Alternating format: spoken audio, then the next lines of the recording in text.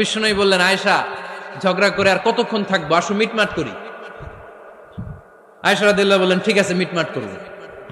তো বিশ্বনবী সাল্লাল্লাহু আলাইহি ওয়াসাল্লাম বললেন, মিটমাটের জন্য কারে ডাকবো? ওমর রে ডাকি। কয় না, ওমর রে না, ওমর গালিজ, ওমর অনেক রাগে, আমার ডর লাগে। কয় তাহলে তোমার আব্বারে ডাকি। কয় ডাকেন। কি খুশি, মেয়েদের মধ্যে অভ্যাসটা আছে না নাই?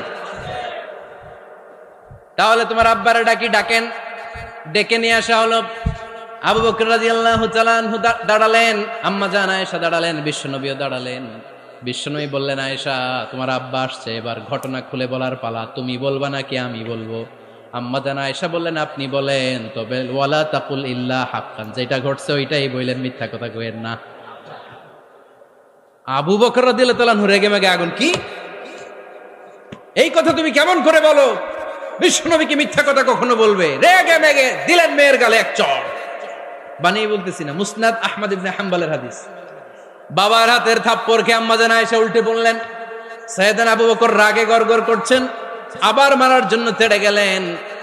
এবার বাঁচার জন্য আম্মা জান আয়েশা বিশ্বনবীর পিছনে যে আশ্রয় নিলেন, বিশ্বনবী বাঁচানোর জন্য দুই হাত মেলে দাঁড়িয়ে গেলেন। পড়েন সুবহানাল্লাহ। বিশ্বনবী যখন দুই হাত মেলে দাঁড়িয়ে গেলেন, সাইয়েদনা আবু বকর রাদিয়াল্লাহু আনহু থেমে গেলেন। সাইয়েদনা আবু বকর রাদিয়াল্লাহু তাআলা আনহু ঘর থেকে বের হয়ে বারান্দায় দাঁড়ালেন। পড়েন সুবহানাল্লাহ। এবার বিশ্বনবী আম্মা জান আয়েশার কাছে যেয়ে বলেন, ইয়া আয়েশা কাইফা রাআইতিনি আনকাসতুকি মিনার রাজুল, দেখছো কেমনে বাঁচাইলাম? আমি না থাকলে ভর্তা বানাই ফেলতো আজকে। আমি বাঁচাইছি তোমারে, আমি, আমার লগে ঝগড়া করো তুমি। লজ্জায় পড়ে আম্মা জান আয়েশা খিলখিল করে হেসে দিলেন, বিশ্বনবীও হেসে দিলেন। দুইজনের হাসির মধুর আওয়াজ শুনে সাইয়েদনা আবু বকর বাইরে থেকে অবাক, কিরে এতক্ষণ না ঝড় তুফান, এখন দেখি হাসি। সালাম দিয়ে অনুমতি নিয়ে ভিতরে ঢুকলেন। ঢুকে দেখেন আম্মা জান আয়েশাও হাসে, বিশ্বনবীও হাসে। এ হাসি দেখে আবু বকর রাদিয়াল্লাহু আনহু হেসে দিলেন। আরশের উপর থেকে খুশি হয়ে গেলেন কে? এবার সাইয়েদনা আবু বকর রাদিয়াল্লাহু তাআলা আনহু বললেন, ইয়া রাসূলুল্লাহ আশিকানি ফি